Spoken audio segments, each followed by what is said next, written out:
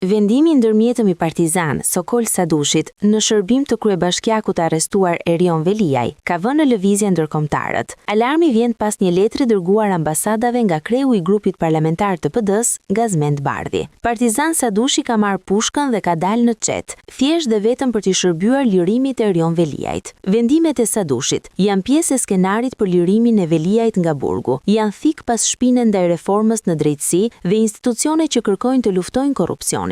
Sadushi, miku i ngushtë i gazetarit të familjes Veliaj, Mero Baze, përmes këtyre akteve është kthyer në një mercenar politik i 99 çale të Veliajt, që tashmë është kthyer në një alarm dhe për ndërkombëtarët, që kërkon të ndërhyjë në sistemin e drejtësisë për të shpëtuar nga burgu një të akuzuar mbi të cilin rëndojnë 13 akuza të rënda për 5 vepra të rënda penale. Veliaj vijon prej muajsh me radhë të shtyjë seanca gjyqësore dhe të sulmoj prokurorët e gjyqtarët. Kryebashkiaku i Tiranës është lënë në burg nga të gjitha nivelet e gjykatave, ndërkohë nga skutat e burgut të Durrësit vijon skenaret kundër drejtësisë.